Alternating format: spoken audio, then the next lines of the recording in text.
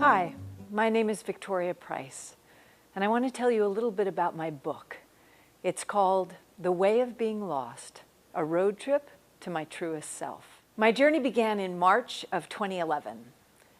One perfectly normal day, I looked myself in the bathroom mirror and I heard myself say, "You know, you're doing everything right.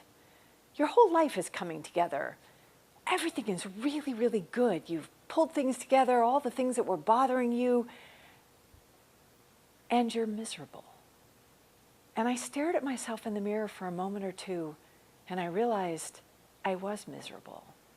And the worst part about it was, this misery had been going on for a long time. And I realized that if I had to keep living like this for another 40 years, I didn't want to. And I made a promise to myself in that moment to change my life.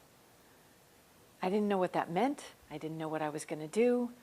But I realized that I had to change my life, or I wouldn't have showed up to it. Over the last 7 years, I've done so many different things to try to change my life because it wasn't as simple as I thought it was going to be. You can't just make a promise to change your life and everything falls into place. You have to be willing to really lay it all on the line. And that's how I discovered the way of being lost. The way of being lost is an incredible journey. It means being willing to lose all the old stories that no longer serve you. Those stories are all the shoulds that people tell you from the time you're a little kid on. What you should do, what you should study, what you should be when you grow up, how you should think, what you should wear, what college you should go to, or that you shouldn't go to college at all. I had to lose all those old stories, those narratives that I'd been living out that no longer served me. And I had to find a new way of living. So on this way of being lost, so many different things happened. One of the most amazing things that happened on the way of being lost happened that very first year in 2011. It would have been my dad's 100th birthday. And there were these events all over the world that somebody very cleverly dubbed the Vincentennial. My dad was the actor, Vincent Price, and people loved him all over the world, and they wanted to have me come out and share my stories about my dad. But I decided that what I wanted to talk about was not what he had done with his life, but how he had lived his life. And in order to do that, I actually had to try to live my life the way my dad lived his, with generosity and curiosity and open-mindedness and open-heartedness, and with joy. And that last word was the kicker. Because what I realized was that my dad lived life with such immense joy, and that joy connected him to everyone who he met. In the last 7 years, I've learned to follow in my father's footsteps and walk beyond them. I've learned how to live a life of joy. I started writing a blog called Daily Practice of Joy, where I created a daily practice of finding things that connected my heart to other people, to the planet, and to the whole wide world. I began figuring out what it was that connected me to other people and what connected those people to me. And on the way of being lost, as I began to lose all those old stories, things my parents had taught me, things my teachers had taught me, ideas I had about myself, I realized that there was a true self underneath all those stories. And that true self I'd been born with. And so I embarked on a road trip to find my truest self.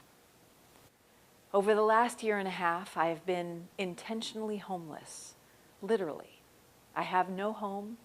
Everything I own can fit either in my car or a very small storage unit. And I go out on the road and I talk about what matters to me. I connect with people who feel lost and on the fringes. I connect with people who feel like they have lost their truest selves. And that's what this book is about. This book is about how we find ourselves when we feel like we've gotten lost. And to do that, we have to be willing to be lost. When we're willing to get lost, we find the one thing that's always been missing, our hearts, our truest selves. We find love within ourselves. And when we can feel that love within ourselves, we spread it out around the world. What does it mean to be intentionally homeless? Believe me, I'm not advocating that everybody go out and sell whatever they own and hit the road. For me, what it meant was I was willing to unlearn all my family's stories, that what we're here to do is to get more and be more and do more. I was a workaholic, I was a shopaholic, and none of that was making me happy. I had to pare down my life to figure out what mattered. And what mattered was connecting with other people and with nature and with the planet in love. So what is your truest self? Your truest self is who you know you are underneath all those accumulated voices in your head that you've been hearing your whole life telling you who you should be. All of those voices that you've larded on to your own experience to the point where you think they are you, they're not you. Underneath all of that, you know who you are, and it's your truest self.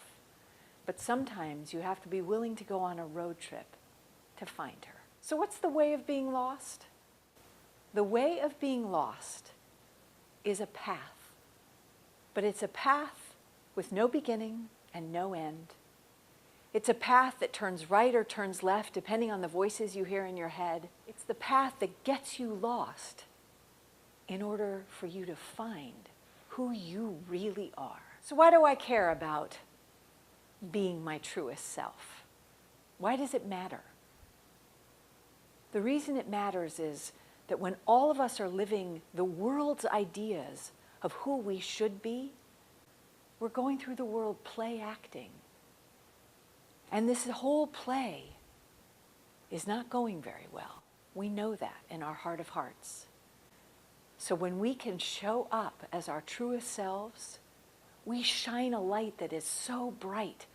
And when we shine that light of our truest self, that love of life, everybody feels it. And when they feel it, they feel anything is possible. When we shine our lights, we encourage others. We give others permission to shine theirs. And that light can change the world. This is Allie. You know, being on the road, living alone, is tricky. Sometimes it feels like the most awesome adventure in the whole wide world, and sometimes I feel like I'm nuts.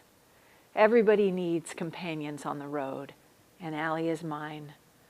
Allie and I travel the world together, and she is my bodhisattva love mayor of the world. Everybody loves Allie.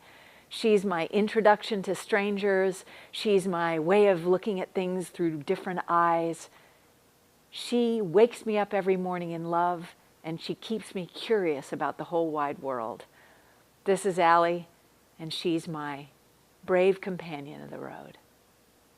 Whenever I tell my friends that I'm intentionally homeless, they all laugh at me, because the fact of the matter is, I have homes wherever I go. Whether I'm couch surfing, whether I'm being put up in a hotel, whether I'm staying in an Airbnb, wherever I am, I have home if I wake up in love. And with Allie. Allie, say hi to everybody out there. One day you'll meet them. I think of The Way of Being Lost as an inspirational memoir. My hope is that not just my story, but some of the very practical advice and how-tos that I share can inspire you to take your own metaphoric or real road trip to your truest self. The magic word is the quality that helps you connect with the world and make you feel most like your truest self. I talk about how to find your magic word, how to create a daily practice around it that can change your whole life.